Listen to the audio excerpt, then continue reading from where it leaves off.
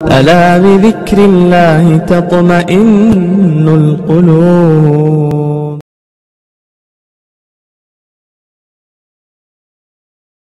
محترم حضرات، بزرگ اور بھائیوں، میں نے قرآن کریم کی سورہ طلاق کی ایک آیت آپ کے سامنے تلاوت کی ہے، جس میں اللہ تبارک و تعالیٰ نے ارشاد فرمایا جو اللہ سے ڈرتا ہے تو اللہ ضرور اس کے لیے مشکل سے نکلنے کا راستہ نکال دیتے ہیں اور اس کو وہاں سے رزق عطا فرماتے ہیں جہاں سے اس کا گمان بھی نہیں ہوتا، اور جو اللہ پر بھروسہ رکھے تو اللہ اس کے لیے کافی ہے۔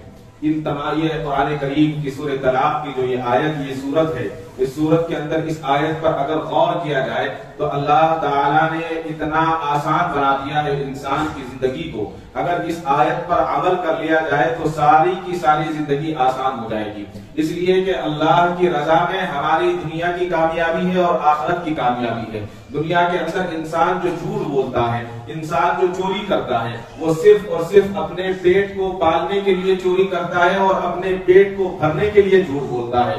تو جب اللہ تعالیٰ اپنی ذمہ لے کر ہمارے رزق کا انتظام فرما رہے ہیں تو پھر ہمیں جھوٹ بولنے کی ضرورت نہ رہی، نہ گناہ کرنے کی ضرورت ہے، کسی چیز کی ضرورت نہیں ہے۔ اس کو اگر ہمیں سمجھنا ہے تو حضرت وحشی رضی اللہ تعالیٰ کے اسلام لانے والے واقعے کو اگر ہم سن لیں اور ہم ان کی آیتوں پر غور کر لیں جو اس وقت اس موضوع کے اعتبار سے اللہ تبارک و تعالیٰ نے نازل فرمائی تھی، تو اگر ہم نے ان پر غور کر لیا تو ہماری زندگی نہایت آسان ہے۔ حضرت عبداللہ بن عباس رضی اللہ تعالیٰ عنہ صحابی رسول ہیں، فرماتے ہیں کہ حضور اقدس صلی اللہ علیہ وسلم نے حضرت حمزہ رضی اللہ تعالیٰ عنہ کے قاتل وحشی بن حرب کے پاس اسلام کی دعوت دینے کے لیے آدمی کو بھیجا۔ جب وہ وحشی بن حرب کے پاس گئے اور انہوں نے جا کر کہا کہ ہم آپ کو اسلام کی دعوت دے رہے ہیں، آپ اسلام میں داخل ہو جائیے اور کلمہ طیبہ پڑھنے نے کہا کہ آپ میرے پاس پیغام لے کر آئے ہیں، آپ مجھے اسلام کی دعوت کیسے دے رہے ہیں؟ اور انہوں نے کہا کہ جس طرح سے سب کو اسلام کی دعوت دی جاتی ہے ایسی آپ کے لیے اسلام کی دعوت ہے۔ تو اس نے کہا کہ آپ تو خود کہتے ہیں کہ قاتل، مشرک اور زانی جو ہے یہ جہنم میں جلیں گے، ان کے لیے جنت میں کوئی جگہ نہیں ہے، تو پھر آپ مجھے، میں نے تینوں کام کیے ہیں، میں نے برائی بھی کی ہے، میں نے قتل بھی کیا ہے، میں نے شرک بھی کیا ہے، میں مشرک بھی ہوں، تو پھر مجھے جنت میں کیسے داخلہ ملے گا؟ مجھے جنت میں کیسے داخل کیا جائے گا؟ میں تو جہنمی ہوں اور تم ہی کہتے ہو، لہذا میں کیسے جنت میں جا سکتا ہوں؟ تو اسی وقت اللہ تبارک و تعالیٰ کی رحمت جوش میں آئی، اللہ تعالیٰ نے نازل فرمایا الا من تاب وآمن وعمل صالحا، یعنی اس آیت میں اللہ تبارک و تعالیٰ نے فرمایا مگر جس نے توبہ کی اور یقین لایا اور کیے کچھ نیک کام، اس کا نیک کاموں کا بدلہ دیا جائے گا، اور جو برائیوں کی جگہ بھلائیاں کرے گا اللہ تعالیٰ اس کو بخشیں گے اور مہربان ہوں گے۔ جب وحشی بن حرب نے یہ سنا تو یہ سن کر کہا کہ توبہ اور ایمان اور عمل صالح کی شرط بہت مشکل شرط ہے، بہت سخت شرط ہے، اس لیے کہ عمل کرنا کوئی آسان کام نہیں ہے، صرف بولنا آسان ہے، عمل کرنا تو بہت مشکل ہے۔ اس دوسری آیت میں اللہ تعالیٰ نے فرمایا کہ بے شک اللہ نہیں بخشتا اس کو جو اس کا شریک ٹھہرے، یعنی جو شرک کرے اللہ کے ساتھ، کسی کو اپنے شریک مانے، اور بخشتا ہے اس سے نیچے کے گناہ جس کے لیے چاہے، جسے چاہے اللہ بخش سکتا ہے، لیکن جو مشرک ہوتا ہے اللہ کے ساتھ کسی کو شریک ٹھہراتا ہے اللہ تعالیٰ اس کو نہیں بخشتے ہیں۔ تو اس پر وحشی نے کہا مغفرت تو اللہ کے چاہنے پر موقوف ہو گئی ہے، اگر اللہ چاہیں گے تو مغفرت فرمائیں گے اور نہیں چاہیں گے تو نہیں ہوگی، پتہ نہیں اللہ تعالیٰ مجھے بخشیں گے بھی یا نہیں بخشیں گے۔ اس کے بعد اس نے کہا کیا اس کے علاوہ اور بھی کوئی گنجائش ہے؟ کیا اس میں اور بھی کچھ یہ ہے کہ اللہ تعالیٰ کی مہربانیاں، اللہ تعالیٰ کی رحمت مجھ پر متوجہ ہو؟ تو اللہ تعالیٰ کی رحمت تو بہت بڑی رحمت ہے۔ اللہ تعالیٰ نے اس کے بعد پھر ایک اور آیت نازل فرمائی اور فرمایا کہ اے میرے بندو جنہوں نے زیادتی کی ہے اپنی جان پر، آس مت توڑو اللہ کی مہربانی سے، یعنی بیزار مت ہو اور یہ مت سوچو، اپنی امیدیں مت توڑو اللہ کی مہربانی سے، بے شک اللہ بخشتا ہے، سب گناہ وہی ہے، گناہوں کو معاف کرنے والا اور بڑا مہربان ہے۔ وحشی بن حرب نے سنا، کہا کہ ہاں ٹھیک ہے، تم سچ کہتے ہو، اللہ تعالیٰ تو بڑا مہربان ہے، اللہ تعالیٰ تو بڑا رحیم ہے اور بڑا کریم ہے۔ اور یہ کہنے کے بعد وہ مسلمان ہو گئے۔ اس پر لوگوں نے عرض کیا کہ یا رسول اللہ صلی اللہ علیہ وسلم ہم نے بھی وہی گناہ کیے ہیں جو حضرت وحشی نے کیے تھے، وہ بھی پہلے مشرک تھے، مسلمان ہوئے ہیں، انہوں نے بھی قتل کیے ہیں، ان سے بھی گناہ ہوئے ہیں جو ہم سے ہوئے ہیں، کیا ہمارے لیے بھی یہ قرآن کی آیتیں ہیں یا صرف حضرت وحشی کے لیے اللہ تعالیٰ نے نازل فرمائی؟ تو اللہ کے نبی صلی اللہ علیہ وسلم نے ارشاد فرمایا یہ تمام مسلمانوں کے لیے ہے، یہ قرآن کی آیتیں تمام مسلمانوں کے لیے ہے۔ اللہ اکبر! اللہ تعالیٰ کی رحمت کتنی بڑی ہے اور کتنی وسیع ہے، ایک کو بتایا، ایک کو مخاطب کیا اور تمام کے تمام کے لیے وہ رحمت اللہ تعالیٰ نے رکھ دی۔ اور یہ بتایا گیا کہ جب انسان توبہ کر لیتا ہے اور نیکی کی طرف مائل ہو جاتا ہے تو اللہ تبارک و تعالیٰ اس کو جو ہے کئی چیزوں کا انعام عطا فرماتا ہے، جیسا کہ میں نے شروع میں عرض کیا وَمَن يَتَّقِ اللَّهَ يَجْعَل لَّهُ مَخْرَجًا، اللہ تعالیٰ نے فرمایا کہ سب سے پہلے اللہ تعالیٰ اس کی روزی کو بڑھا دیتے ہیں۔ جب انسان اللہ کی طرف متوجہ ہوتا ہے تو روزی کو بڑھا دیتے ہیں اور طرح طرح کی برکتیں عطا فرماتے ہیں جس کو انسان سمجھ نہیں پاتا، جس کو انسان محسوس نہیں کرتا ہے، لیکن اللہ تعالیٰ وہ برکتیں اس کی زندگی میں عطا فرماتے ہیں۔ اور پھر تیسرا فرمایا کہ تکلیف اور پریشانی کو اس کی دور کر دیتے ہیں۔ اور علماء کرام فرماتے ہیں کہ اس کی چوتھی اس کا جو انعام ہوتا ہے دنیا کے اندر، اللہ تعالیٰ مرادوں کو پورا فرماتے ہیں۔ اللہ تعالیٰ اس کی جو تمنائیں جائز تمنائیں، لوگ یہ کہیں کہ ہماری فلاں تمنا تھی، اگر ناجائز تمنا ہوگی تو وہ پوری نہیں ہوگی، اور اگر جائز تمنا ہے تو اللہ تعالیٰ جائز تمناؤں کو پورا فرما دیتے ہیں۔ اور پھر فرمایا کہ اس کی زندگی میں لطف عطا فرماتے ہیں۔ لطف کہتے ہیں زندگی کو آرام اس کو ملتا ہے۔ ایک آدمی ارب پتی، خرب پتی، کروڑ پتی ہوتا ہے لیکن اس کو ہر وقت ایک پریشانی ستائے رکھتی ہے، کوئی مجھ کو مار نہ دے، کوئی بیماری مجھ کو پریشان نہ کر دے، کوئی اور تکلیف نہ آ جائے، اور ہر وقت وہ ڈرا رہتا ہے۔ ان تمام چیزوں سے اللہ تعالیٰ اس کو چھٹکارا عطا فرماتے ہیں اور اس کی زندگی میں مزہ آ جاتا ہے، وہ اپنی زندگی مزے کے ساتھ گزارتا ہے۔ اور چھٹا فرمایا کہ جب انسان اللہ کی صحیح عبادت کرتا ہے اور متوجہ ہوتا ہے تو وقت پر بارشیں ہوتی ہیں، وقت پر بارشیں ہوتی ہیں۔ اور آج کیا ہو رہا ہے کہ وقت پر بارشوں کا نہ ہونا، اور اگر کہیں بارش ہوتی ہے تو حد سے زیادہ ہوتی ہے، یہ بھی اللہ کا عذاب ہے۔ اور پھر ساتواں بتایا کہ ہر قسم کی بلا سے اس کو محفوظ رکھتے ہیں اللہ تعالیٰ، کتنا بڑا انعام ہے۔ اور پھر آگے فرمایا 8واں انعام اللہ جل جلالہ کا مہربان اور مددگار ہو جاتے ہیں اللہ تعالیٰ، اس کے لیے جو کام وہ کرنا چاہتا ہے اللہ تبارک و تعالیٰ اس کا کام کروا دیتے ہیں، اس کا کام جس سے چاہے کروا سکتے ہیں، وہ اللہ ہی جانتے ہیں اس کا کیا طریقہ ہے۔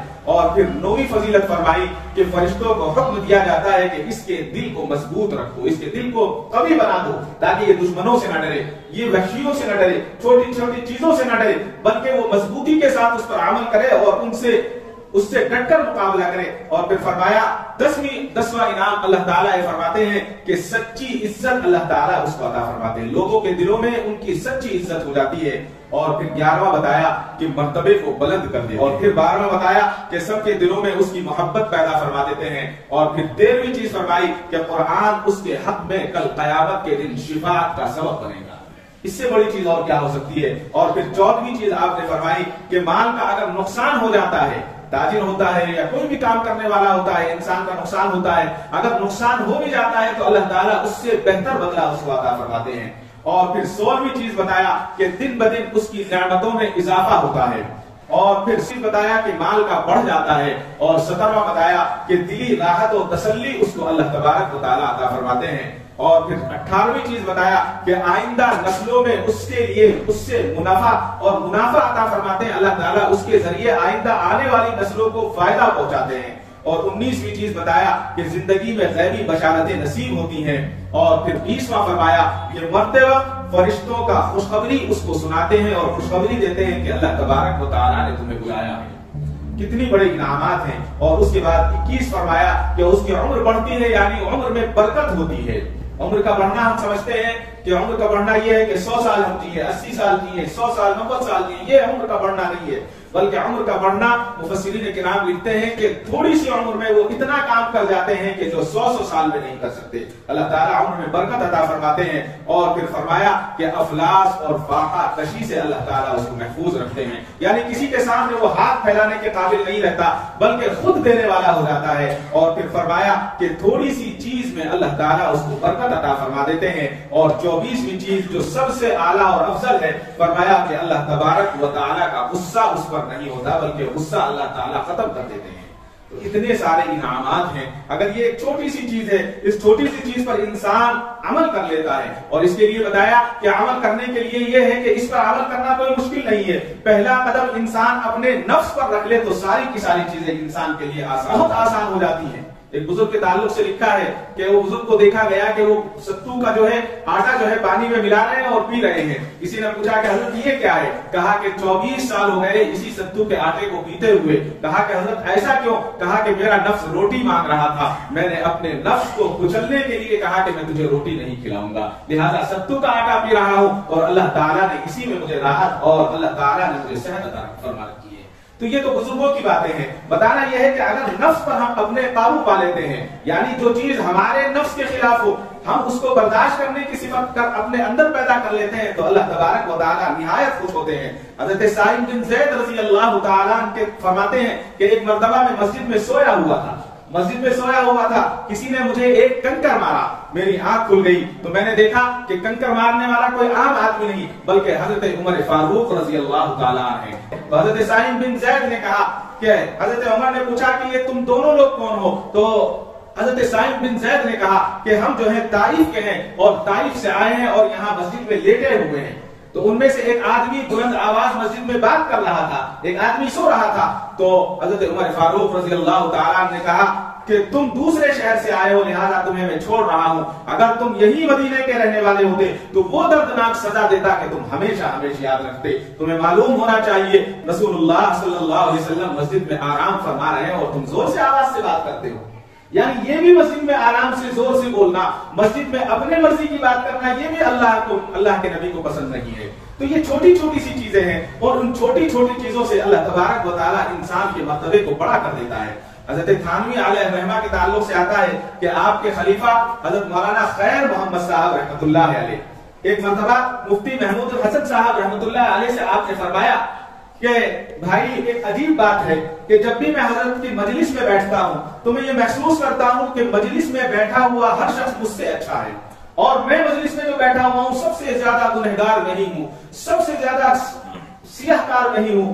تو حضرت مفتی محمود حسن صاحب رحمۃ اللہ علیہ نے فرمایا کہ بھائی تم سچ کہتے ہو, مفتی صاحب تم سچ کہتے ہو, مولانا میری بھی یہی کیفیت ہے, میرے دل میں بھی یہی بات آتی ہے کہ چلو ہم چل کر اپنے شیخ حضرت تھانوی علیہ الرحمہ سے اس بات کا ذکر کرتے ہیں اور حضرت سے ہم معلوم کرتے ہیں کہ یہ وجہ کیا ہے. تو دونوں کے دونوں حضرت کی خدمت میں گئے اور حضرت کے پاس بیٹھے, خیریت کے بعد حضرت سے عرض کیا کہ حضرت ایک بڑا مسئلہ ہے. مسئلہ یہ ہے کہ جب آپ کی مجلس میں ہم بیٹھے ہوتے ہیں تو وہاں جتنے بھی لوگ ہوں, چاہے وہ تاجر ہوں, چاہے وہ مزدور ہوں, چاہے وہ کسان ہوں, چاہے وہ علماء ہوں, چاہے وہ صلحاء ہوں, وہاں سارے لوگوں میں ہمیں یہ اندازہ ہوتا ہے بیٹھ کر کے سب سے زیادہ گنہگار اور سیاہ کار ہم ہیں, لیکن وہاں سے اٹھنے کے بعد ہماری کیفیت بدل جاتی ہے. تو حضرت تھانوی علیہ الرحمہ نے فرمایا کہ یہ فکر مند ہونے کی ضرورت نہیں ہے. تم جو یہ بات بیان کر رہے ہو, جب میں مجلس میں بیٹھتا ہوں تو میری حالت بھی ایسی ہی ہوتی ہے. میں یہ سمجھتا ہوں کہ مجلس میں بیٹھنے والے جتنے لوگ ہیں وہ تمام کے تمام مجھ سے افضل ہیں اور میں گنہگار ہوں. تو حضرت تھانوی نے فرمایا کہ مجھے بھی یہی احساس ہوتا ہے کہ یہاں سارے کے سارے مجھ سے اچھے اور میں گنہگار ہوں. اور اس کا مطلب یہ بتایا کہ مسجد کی یہ برکت ہے, یہ جہاں سارے لوگ علماء, صلحاء, تاجر, نمازی, پرہیزگار سب لوگ بیٹھے ہوتے ہیں, اللہ تعالیٰ ان کی برکت سے ہمارے دلوں کی نحوستوں کو دور کر دیتے ہیں, ہمارے دلوں کے زنگ کو دور کر دیتے ہیں اور ہمارے دلوں میں یہ بات پیدا ہو جاتی ہے کہ واقعی ہم گنہگار ہیں اور یہاں بیٹھنے والا ہر شخص. اور اگر یہ چیز انسان کے اندر پیدا ہو جائے اور یہ چیز انسان کے اندر آ جائے تو تمام کی تمام چیزیں صحیح ہو جائیں گی. یعنی ایک دوسرے سے افضلیت پر جو جنگ ہے, میں اپنے آپ سے دوسرے کو کم سوچتا ہوں, دوسرا اس سے تیسرے کو کم سوچتا ہے, اگر ہم ایک دوسرے کو افضل جانے, ایک دوسرے کو بہتر جانے تو یہ مسئلہ ہی ختم ہو جائے گا, چھوٹے بڑے کا مسئلہ ہی نہیں ہے. اسی لیے کہا ہے علامہ اقبال نے, ایک ہی صف میں کھڑے ہو گئے محمود و ایاز, نہ کوئی بندہ رہا نہ کوئی بندہ نواز.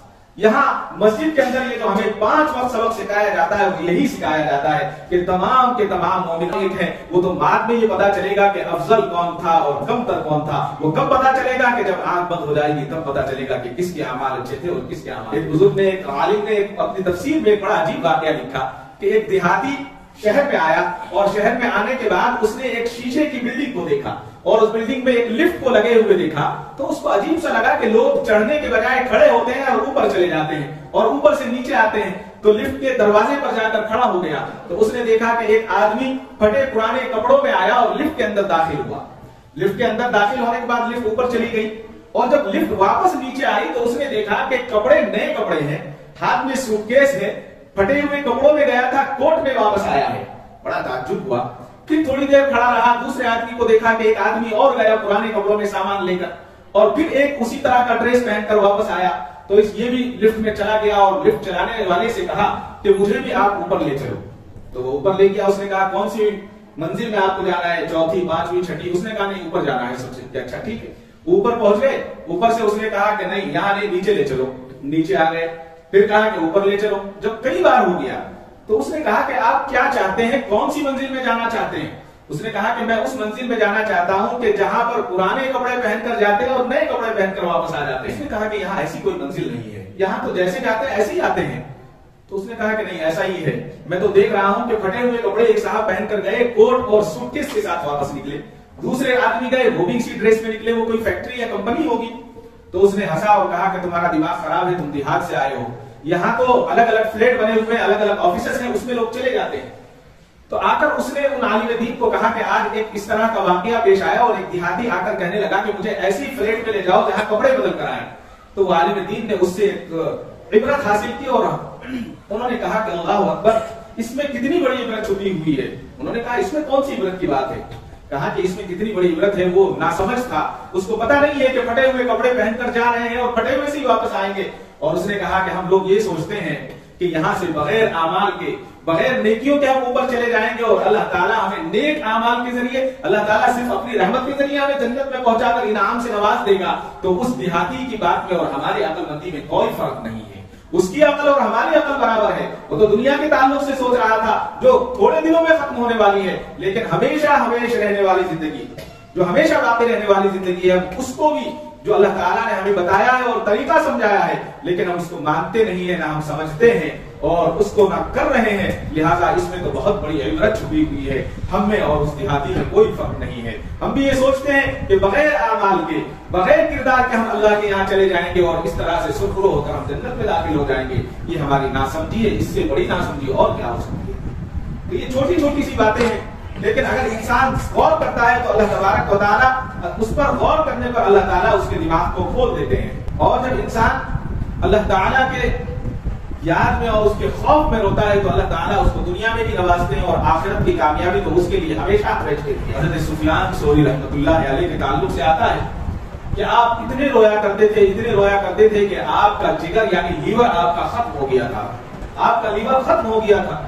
तो एक मरतबा हज़रत सुफियान सौरी रहमतुल्लाह अलैह कूफा में बीमार हो गए और बीमार होने के बाद उन्होंने एक हकीम से अपना पेशाब टेस्ट करने के लिए उन्होंने भेजा। उस जमाने में लैब नहीं हुआ करते थे, कारूरा जिसको कहते हैं। हकीम लोग क्या करते थे कि सुबह में जो सबसे पहला पेशाब किया जाता उसको देखकर बता दिया करते थे कि इसके अंदर ये बीमारी है। तो उन्होंने अपना पेशाब जो है वो दिया और कहा कि जाओ तबीब से जाकर ये कहो कि इस पेशाब को टेस्ट करके ये बताएं कि मेरे अंदर कौन सी बीमारी है। तो उनका खादिम या उनका कोई दोस्त रिश्तेदार जो होगा उस जमाने में, तो हज़रत सुफियान सौरी रहमतुल्लाह अलैह के पेशाब को लेकर तबीब के पास गया। तबीब बहुत बड़ा तबीब था, ईरान का रहने वाला था। उसने पेशाब को देखा और कहा कि ये पेशाब किसका है, ये पेशाब किसका है? कहा कि इससे तुम्हें क्या मतलब किसका है, बस ये बताओ इसके अंदर क्या बीमारी है। तो उसने देखा और देखकर कहा कि इस शख्स के अंदर जिगर नहीं है, इसके अंदर लीवर नहीं है और इसका लीवर जो है खौफ खुदा की वजह से ये इतना रोता है अल्लाह के डर से कि इसका लीवर खत्म हो गया है और ये बीमार है बहुत ज्यादा। तो उसके बाद उन्होंने कहा कि नहीं, तुम ऐसा है कि तुम मेरे साथ चलो और चलकर उस मरीज को एक बार देख लो। तो जो बुजुर्ग थे अली बिन हमजा रहमतुल्लाह अलैह फरमाते हैं कि सुफियान सौरी रहमतुल्लाह अलैह के पेशाब के टेस्ट के सिलसिले में ईरानी तबीब के पास गया और उसने पेशाब को देखकर कहा कि ये इंसान कैसे जिंदा है, मुझे ये ताज्जुब है, इसका जिगर नहीं है और फिर भी ये जिंदा है। उन्होंने कहा कि आप चलें और चलकर उनको देख लें, एक मर्तबा अल्लाह का वली है, बहुत नेक आदमी है। उन्होंने कहा कि चलो मैं चलता हूँ। तो वो सुफियान सौरी के घर गए और जाकर उन्होंने उनके पेट पर हाथ रखा और पेशानी पर हाथ रखा और फिर कहा कि इनको कौन सा मर्ज लाक है। तो तबीब ने कहा कि इनको कोई मर्ज नहीं है, बल्कि ये खौफ खुदा की वजह से इनका जिगर जलकर खत्म हो गया, इनका जिगर खौफ खुदा की वजह से खत्म हुआ है। ये अल्लाह से कितने डरने वाले हैं। सुफियान सौरी रहमतुल्लाह अलैह के ताल्लुक से आता है कि उनकी बसारत भी चली गई थी, आंखें ज़ाहिर हो गई थी, शिकायत की, कहा कि आप जो है इतना रोते हैं कि आपकी आंखें भी ज़ाहिर हो गई हैं। तो उनके भाई को जवाब लिखा कि मौत की याद ताज़ा करते रहो, आंख की कोई जरूरत नहीं है, अल्लाह ताला आंख को बाद में अता फरमाएंगे।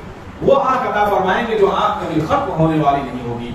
ये अल्लाह के खौफ से रोने वाले लोग थे। और इसी तरह से अल्लाह के हबीब सल्लल्लाहु अलैहि वसल्लम की सुन्नतों को जिंदा करने वाले लोग गुजरे हैं इस उम्मत पे। हजरत उस्मान गनी रज़ी अल्लाह तआला के ताल्लुक से आता है कि एक मर्तबा वज़ू फरमा रहे थे। वज़ू करते करते, जैसा कि हमें पता है कि वज़ू करते हुए हमें बात नहीं करनी चाहिए। दुनिया की आजकल हम वज़ू खाने में बैठते हैं, सारी दुनिया की बातें वज़ू करते हुए हम अपने पड़ोसी से करेंगे, जो बराबर में बैठा हुआ उससे बात करते हैं। लेकिन सुन्नत तरीका ये है कि खामोशी के साथ वज़ू किया जाए। हाँ, कोई जरूरी बात है तो आप जवाब दे सकते हैं, पूछ सकते हैं। तो हजरत उस्मान गनी रज़ी अल्लाह तआला वज़ू फरमा रहे थे। वज़ू फरमाते फरमाते दरमियान में आपने तबस्सुम फरमाया, मुस्कुराए। सहाबा ने कहा कि अमीरुल मोमिनीन ये क्या है? हजरत उस्मान गनी से आप वज़ू करते हुए हंस रहे हैं। फरमाया मैं हंस नहीं रहा हूँ, बल्कि मैंने इस जगह पर नबी पाक सल्लल्लाहु अलैहि वसल्लम को वज़ू करते हुए देखा। और जब वज़ू करते करते इस दरमियान में आप पहुंचे जहां पर मैं पहुंचा, तो मैंने देखा कि हुजूर ने तबस्सुम फरमाया, मुस्कुराए, लिहाजा मैं भी मुस्कुरा रहा। अल्लाह अकबर, कितनी मोहब्बत थी हुजूर से। और उसके बाद एक बार फरमाया कि एक बार हजरत उस्मान गनी रज़ी अल्लाह तआला मस्जिद के दरवाजे पर बैठे हुए हैं। आपने अपने खादिम से कहा कि जाओ बकरी का नान लेकर आओ, मुझे खाना है। बकरी का नान लेकर आए। हजरत उस्मान गनी रज़ी अल्लाह तआला ने बकरी का नान को खाया और फिर वज़ू नहीं फरमाया और फिर मुसल्ले पर खड़े हो गए नमाज पढ़ाने के लिए। और नमाज पढ़ाने के बाद कहा कि तुम्हें मालूम है मैंने ये अमल क्यों किया है? लोगों ने कहा कि हम नहीं जानते कि आपने ये अमल क्यों किया। फरमाया कि मेरे आका नबी पाक अलैहिस्सलातु वस्सलाम ने भी ऐसा ही किया था। इस जगह पर बैठकर बकरी का नान खाया और आप पहले से बावजूद थे, लिहाजा आपने फिर वज़ू नहीं फरमाया बल्कि सीधा आपने इमामत फरमाई। लिहाजा ये काम मैंने इत्तिबाए सुन्नत में किया है। जिस तरह से अल्लाह के नबी ने किया था, इसी तरह से मैंने ये अमल किया है, ताकि अल्लाह के नबी के सामने कल मैं ये कह सकूं कि मैंने आपकी सुन्नत पर अमल किया है। ये अल्लाह के हबीब से मोहब्बत का मामला था। आप एक मर्तबा हज के मौके पर तवाफ कर रहे थे। हजरत उस्मान गनी रज़ी अल्लाह तआला तवाफ करते करते उन्होंने रुकन यमानी का बोसा लिया और हजरत उस्मान गनी ने ऐसा नहीं किया। तो एक सहाबी ने जिन्होंने रुकन यमानी का बोसा लिया था उनको रोका और हाथ पकड़कर उन्होंने इस्लाम करना चाहा। तो हजरत उस्मान ने ये कहते हुए कहा, क्या तुमने रसूलुल्लाह सल्लल्लाहु अलैहि वसल्लम के साथ तवाफ नहीं किया है? तो कहा कि हाँ बिल्कुल हमने रसूलुल्लाह के साथ तवाफ किया है। तो आपने फरमाया क्या उन्हें इस्लाम करते हुए नहीं देखा? कहा ऐसा नहीं देखा रुकन यमानी पर। तो फिर फरमाया क्या रसूलुल्लाह सल्लल्लाहु अलैहि वसल्लम की इब्तिदा मुनासिब नहीं है? उन्होंने कहा कि बेशक मुनासिब है। तो फरमाया कि अब जब रसूलुल्लाह की सुन्नत मुनासिब है तो तुम ये अलग से क्यों कर रहे हो? इसकी जरूरत नहीं है। यानी ये रसूलुल्लाह सल्लल्लाहु अलैहि वसल्लम से मोहब्बत की बात थी। और जब इंसान के दिल में मोहब्बत होती है और इंसान के दिल में मोहब्बत होने के बाद उस पर अमल करने लगता है तो अल्लाह तबारक व तआला उसकी बरकतों का ज़ुहूर फरमाते हैं। कैसे फरमाते हैं? हज़रत बशर हाफिज़ रहमतुल्लाह अलैह का नाम हमने बारहा सुना है। बहुत लंबे वाक़यात हैं, बहुत बड़े बड़े वाक़यात हैं। मुख्तसर सी बात बताओ, हज़रत बशर हाफिज़ के ताल्लुक से आता है फातिमा बिन्त अहमद शेख बिन अली रोज़बारी की बहन से मरवी है। कहती है कि बगदाद में 10 लोग थे, 10 लोग पहलवान थे।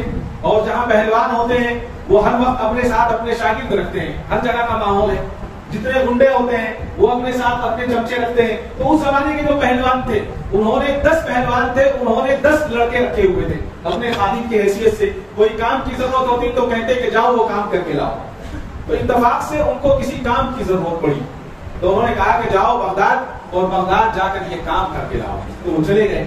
तो सारे के सारे लड़के वापस आ गए लेकिन एक लड़का नहीं आया। अब उसका जो उस्ताद था उसको बहुत गुस्सा आया कि सब लड़के वक्त पर आ गए हैं अपना अपना काम करके जो उनको काम दिया गया था, लेकिन ये लड़का क्यों नहीं आया? बहुत गुस्सा आया। गुस्सा आने के बाद इंतजार में रहा। देखा तो थोड़ी देर के बाद वो लड़का आया और जब वो लड़का पहुंचा तो उसके हाथ में खरबूजा था। तो उसने उसको देखकर गुस्सा किया और कहा कि तुमने इतनी देर क्यों कर दी आने में? तो वो हंसने लगा। तो उसको और ज्यादा गुस्सा आ गया। कहने लगे कि एक तो गलती करते हो फिर उस पर हंसते भी हो, देर से आए हो फिर हंसते भी हो, तुम्हें शर्म नहीं आती? तो उसने कहा कि मैं इसलिए नहीं हंस रहा हूँ कि मैं देर से आया हूँ, बल्कि मैं एक अजीब चीज लेकर आया हूँ। उन्होंने कहा क्या अजीब चीज है? कहा कि मैं खरबूजा लाया हूँ। कहा कि इसमें कौन सी अजीब चीज है? खरबूजे जितने चाहे खरीद लो, बाहर बिक रहे हैं बाजार में, खरबूजे के ढेर लगे हुए हैं। उन्होंने कहा कि ये आम खरबूजा नहीं है, तुम जो सोच रहे हो वो खरबूजा नहीं है ये। कहा कि और? कहा कि ये खरबूजा वो है जो 20 दिरहम में खरीदा है। कहा कि 20 दिरहम में कौन सा खरबूजा आता है भाई? चंद पैसे में खरबूजा मिल जाता है, आप 20 दिरहम में खरीद कर कह रहे हो कि इतनी कीमती चीज लाया हूं। कौन सी कीमती चीज ले आए हो? बेवकूफ हो कहीं के। اس نے کہا کہ نہیں میں بیوقوف نہیں ہوں، بلکہ یہ وہ خربوزہ لایا ہوں جس خربوزے پہ بشر حافی نے اپنا ہاتھ رکھا تھا، اس خربوزے کو میں نے 20 درہم میں خرید لیا، اس خربوزے پر بشر حافی کا ہاتھ لگا ہوا ہے۔ لوگوں نے کہا اس میں کون سی کرامت کی بات ہے، 20 درہم میں خرید کے لایا اور بشر حافی نے ہاتھ لگایا؟ تو ایک نے کہا کہ نہیں کچھ تو ہوگا، تو اس نے اس خربوزے کو لیا، اس کو چوما اور اپنے ہاتھوں میں لے کر پڑا اور تھی تبرک کے ساتھ اس نے ہاتھوں میں اٹھایا۔ دوسروں نے کہا کہ لاؤ میں بھی کر لیتا ہوں، اس میں کیا حرج ہے؟ اس نے بھی اس خربوزے کو ہاتھ میں لیا اور اس نے بھی اس کا بوسہ لیا۔ تیسرے نے بھی ایسا ہی کیا، 10 کے 10 نے ایسا کیا۔ تو اس کے بعد اس لڑکے سے پوچھا کہ تم نے 10-20 درہم میں اس خربوزے کو خریدا، اس میں کیا چیز ہے تمہیں پائی؟ اس نے کہا کہ تم جانتے نہیں ہو بشر حافی ایک اللہ کا بزرگ ولی ہے، اللہ کے ولی کا ہاتھ لگا ہوا ہے، اس لیے میں نے تبرکاً 20 درہم دے دیے اور اسی لیے خریدا۔ لوگوں نے کہا کہ بات تو صحیح ہے تمہاری، اور جب یہ انہوں نے سب نے اس کو ہاتھ میں لیا تو ان کے دل کی دنیا بدل گئی اور لوگ کہنے لگے کہ واقعی تم سچ کہتے ہو، جب دنیا کے اندر ایک ادنا سا آدمی ایک معمولی سے چند پیسے کے خربوزے پر ہاتھ رکھ دیتا ہے تو اس کی قیمت 20 درہم ہو جاتی ہے، اور اگر اس دل کے اندر اللہ کی محبت پیدا ہو جائے اور رسول اللہ صلی اللہ علیہ وسلم کی سنت پیدا ہو جائے تو وہ دل کتنا قیمتی ہے۔ اتنا کہنا تھا کہ 10 کے 10 لوگوں کے دل اللہ تعالیٰ نے بدل دیے، اور انہوں نے کہا کہ ہم سب توبہ کرتے ہیں اپنی برائیوں سے، اور برائیوں سے توبہ کی، اور توبہ کرنے کے بعد تاریخ میں لکھا ہے کہ تمام کے تمام لوگ طرطوس ایک علاقہ تھا اس علاقے میں چلے گئے اور اللہ کی راہ میں لڑتے لڑتے 10 کے 10 شہید ہو گئے۔ بات کیا تھی؟ خربوزے کی بات ہے، خربوزہ کوئی کمال کی چیز نہیں تھی، لیکن اللہ کے ولی سے جو نسبت ہوئی، اللہ کے ولی سے نسبت ہونے کی بنیاد پر اللہ تعالیٰ نے ان کے دلوں کو بدل دیا، اس لیے کہ ولی کا اکرام ان کے دلوں میں پیدا ہوا تو اللہ تعالیٰ نے اس کے اکرام کی طفیل، اس کے صدقے میں اللہ تعالیٰ نے ان کو ان کی دنیا کو بدل دیا اور شہادت کی موت نصیب فرمائی۔ اللہ تعالیٰ مجھے اور آپ کو بھی عمل کی توفیق عطا فرمائے، اس لیے کہ یہ اللہ کے لیے رونا اور اللہ کے لیے مانگنا اور اللہ سے ڈرنا اللہ تعالیٰ تمام کو عطا نہیں کرتے، صرف اس کو عطا فرماتے ہیں جس کے دل میں خوف خدا ہوتا ہے اور جس کو اللہ تعالیٰ پسند کرتے ہیں۔ حضرت امام ابو حنیفہ کے تعلق سے آتا ہے کہ آپ کے شاگرد رشید امام یزید بن الکبیر کے تعلق سے آتا ہے کہ ایک دفعہ عشاء کی نماز میں سورہ زلزال پڑھی، اور جب سورہ زلزال کو امام ابو حنیفہ رحمۃ اللہ علیہ نے سنا تو آپ کی حالت خراب ہو گئی، آپ کی طبیعت خراب ہو گئی روتے روتے، اور تمام کے تمام لوگ گھروں کو چلے گئے۔ جانے کے بعد امام صاحب نے رکعت باندھ لی، اور رکعت باندھنے کے بعد پوری رات اپنی داڑھی کو پکڑتے رہے اور داڑھی کو پکڑ کر روتے رہے اور کہتے رہے اے اللہ کل قیامت کے دن اس نعمان کو یعنی ابو حنیفہ کو اپنے رذیل لوگوں میں شامل نہ کرنا، اپنے خاص لوگوں میں شامل کرنا، اور اللہ کو اپنی پناہ میں رکھنا، اپنے عذاب سے مجھے محفوظ رکھنا۔ یہ کہتے کہتے پوری رات گزر گئی، روتے روتے دعا مانگتے مانگتے صبح صادق کے وقت مؤذن گئے، مؤذن نے جا کر اذان دی، اور اذان جا کر دینے کے بعد جب مسجد میں داخل ہوئے تو چراغ کو بجھانا چاہا۔ امام اعظم ابو حنیفہ نے پوچھا کیا رات ہو گئی ہے کہ تم چراغ بجھانے کے لیے آئے ہو؟ انہوں نے کہا کہ امام صاحب میں چراغ بجھانے کے لیے نہیں بلکہ یہ بتانے کے لیے آیا ہوں کہ فجر کی اذان ہو چکی ہے اور صبح صادق ہو گیا ہے اور فجر کی نماز کا وقت قریب ہے۔ تو امام اعظم ابو حنیفہ رحمۃ اللہ علیہ نے کہا کہ میرے بھائی تم نے جو میرے ساتھ میرا اللہ کے ساتھ معاملہ دیکھا ہے تم اس کو لوگوں سے چھپائے رکھنا، میں اس کو لوگوں پر ظاہر نہیں ہونے دینا چاہتا۔ تم سے یہ گزارش ہے کہ لوگوں کو نہ بتانا کہ ابو حنیفہ ساری رات اللہ کے خوف سے روتا رہا، کہیں لوگ یہ نہ کہیں کہ لوگ دکھاوے کے لیے کر رہا تھا۔ لہٰذا پھر آپ نے فجر کی سنتیں ادا کی اور نماز فجر کا وقت شروع ہو گیا۔ تو یہ خوف تھا، اور جب یہ خوف ہوتا ہے تو اللہ تعالیٰ اس خوف میں برکت بھی عطا فرماتے ہیں اور اللہ تعالیٰ اس کی نسلوں میں دین بھی عطا فرماتے ہیں اور علم بھی عطا فرماتے ہیں۔ ایک تاجر کے تعلق سے آتا ہے، شہر بغداد میں رہتا تھا، شہر بغداد کی جامع مسجد میں نماز پڑھا کرتا تھا اور ہمیشہ حضرت بشر کے تعلق سے وہ دیکھا کرتا تھا کہ لوگ حضرت بشر حافی رحمۃ اللہ علیہ کی عزت کرتے ہیں اور بڑی اچھی نظر سے آپ کو دیکھتے ہیں، تو اس کے دل میں حضرت کے تعلق سے ہمیشہ بدگمانی تھی کہ لوگ اس کو پتہ نہیں کیوں اچھا سمجھتے ہیں، کیا ہے اس کے اندر کوئی چیز نہیں ہے۔ تو ایک دن اس نے جمعہ کے دن دیکھا کہ حضرت بشر حافی نے جمعہ کی نماز پڑھی اور نماز پڑھ کر بہت جلدی سے بہت تیز قدموں سے اپنے مسجد سے نکل گئے، اور جب مسجد سے نکلے تو وہ بھی پیچھے پیچھے چلا کہ میں بھی دیکھتا ہوں کہ بشر حافی کے اندر کون سی اچھی چیز ہے، لوگ اس کو اچھا سمجھتے ہیں۔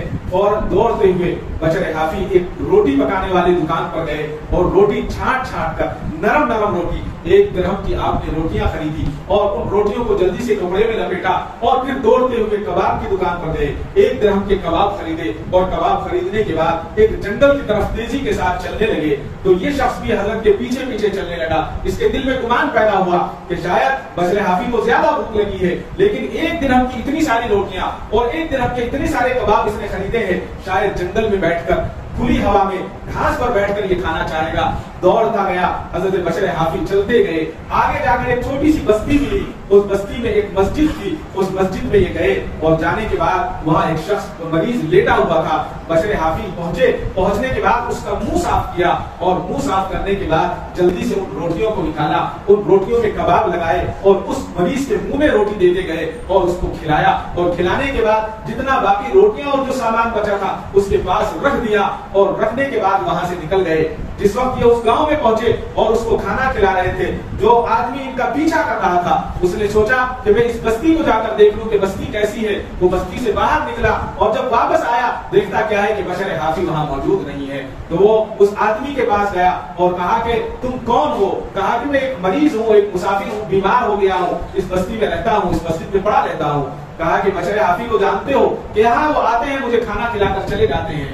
کہ کہاں سے آئے ہیں، یہ بستی کتنی دور ہے؟ اب بشر حافی کہاں ہے؟ کہا کہ بشر حافی تو واپس چلے گئے۔ کہ کہاں گئے ہیں؟ کہ وہ تو اپنے واپس بغداد چلے گئے ہیں۔ کہ بغداد کتنی دور ہے؟ اس نے بتایا کہ یہاں سے 40 فرسخ دور ہے۔ ایک فرسخ جو ہے بتاتے ہیں کہ 4 میل کا ہوتا ہے۔ اب 40 فرسخ کو ہم 4 میل سے گنا کریں تو 40 80 160 کلومیٹر سے بھی زیادہ ہوا، لیکن اللہ تعالیٰ نے برکت عطا فرمائی تھی۔ تو وہ کہنے لگا کہ میرے پاس تو کرایہ بھی نہیں ہے، میرے پاس تو سواری بھی نہیں ہے کہ میں واپس کیسے جاؤں۔ اب اس نے کہا کہ کوئی راستہ نہیں ہے، میرے پاس خاموش رہو، جو میرے پاس کھانے کے لیے کھاتے رہو، بشر حافی کے تعلق سے کوئی بات نہ کرنا۔ 8 دن گزر گئے، دوسرا جمعہ آیا، دوسرا جمعہ عصر سے پہلے حضرت بشر حافی بھی موجود ہیں اور اپنے ہاتھ سے کھانا کھلا رہے ہیں۔ جب کھانا کھلا دیا تو اس بیمار نے کہا اے بشر حافی، یہ آدمی تمہارا پیچھا کرتا کرتا پچھلے جمعہ یہاں آ گیا تھا اور پچھلے جمعہ سے میرے پاس مقیم ہے، اسے بھی ساتھ لیتے جاؤ۔ حضرت بشر حافی غصے میں آ گئے، کہا کہ تمہیں میرے پیچھے آنے کی کیا ضرورت تھی، تم کون ہو؟ کہا کہ یہ کچھ مت پوچھو، میں آپ کے ساتھ آ گیا تھا، مجھے واپس لے چلو۔ تو حضرت بشر حافی نے کہا کہ چلو ٹھیک ہے، میرے ساتھ چلو۔ چلتے گئے، آنکھ بند کرتے ہوئے دوڑے ہوئے جا رہے ہیں۔ کہا کہ عصر کا وقت قریب ہے، جلدی چلو، پہنچنا ہے، عصر کی نماز بھی پڑھنی ہے۔ جنگل میں پہنچنے کے بعد بشر حافی نے پوچھا کس محلے کے رہنے والے ہو؟ اس نے کہا کہ فلاں محلے کا رہنے والا ہوں۔ کہا کہ ٹھیک ہے، جاؤ تم پہنچ جاؤ، آئندہ آنے کی کوشش مت کرنا۔ جب اس نے آنکھ کھولی تو اپنے محلے میں موجود تھا۔ اللہ تعالیٰ نے ان کو کرامتیں عطا فرمائی تھی اور ان کو اللہ تعالیٰ نے ان کے وقت میں برکتیں عطا فرمائی تھی۔ تو جب وہ پہنچ گیا اس کے بعد وہ خاموش آیا، اور جو مسجد والوں کو، نماز پڑھنے والوں کو، نیک لوگوں کو برا کہا کرتا تھا، اس نے مسجد میں آ کر لوگوں کی خدمت شروع کر دی۔ لوگوں نے دیکھا کہ کل تک یہ مسجد کو برا کہتا تھا، مسجد میں آنے والوں کو برا کہتا تھا، اللہ سے تعلق رکھنے والوں کو برا کہتا تھا، آج لوگوں کی خدمت کر رہا ہے۔ وہ زمانہ گزرا اور لوگوں نے پوچھا کہ اے بھائی، تم ان کی خدمت کیوں کرتے ہو، کیا وجہ ہے؟ اس نے کہا کہ تم جانتے نہیں ہو اللہ نے ان کے وقت میں کتنی برکت رکھی ہے۔ پھر اس نے حضرت بشر حافی کے واقعے کو سنایا۔ معلوم یہ ہوا کہ کسی کے تعلق سے ہمیں نہ بدگمان ہونا چاہیے، نہ ہمیں کسی کے دل کے تعلق سے، کسی کے تعلق سے اپنے دل میں برائی رکھنی چاہیے، بلکہ ہر وقت ہم اللہ سے ڈرتے رہیں، اللہ سے مانگتے رہیں اور اللہ سے یہ طلب کرتے رہیں کہ اللہ کہ ہم جتنے لوگ یہاں بیٹھے ہوئے سب مجھ سے اعلیٰ اور افضل ہیں۔ جب ہم یہ مانگیں گے اور سب سے ہم اپنے گناہوں پر ندامت کا اقرار کریں گے تو اللہ تعالیٰ اس کی برکت سے ہمارے گناہوں کو بھی معاف فرمائیں گے اور ہمیں اعلیٰ درجہ بھی عطا فرمائیں گے۔ اللہ تعالیٰ مجھے اور آپ کو کہنے سننے سے زیادہ عمل صالح کی توفیق عطا فرمائے۔ وآخر دعوانا الحمدللہ رب العالمین۔ کعبے پہ پڑی جب پہلی نظر، کیا چیز ہے دنیا بھول گیا، کیا چیز ہے دنیا بھول گیا۔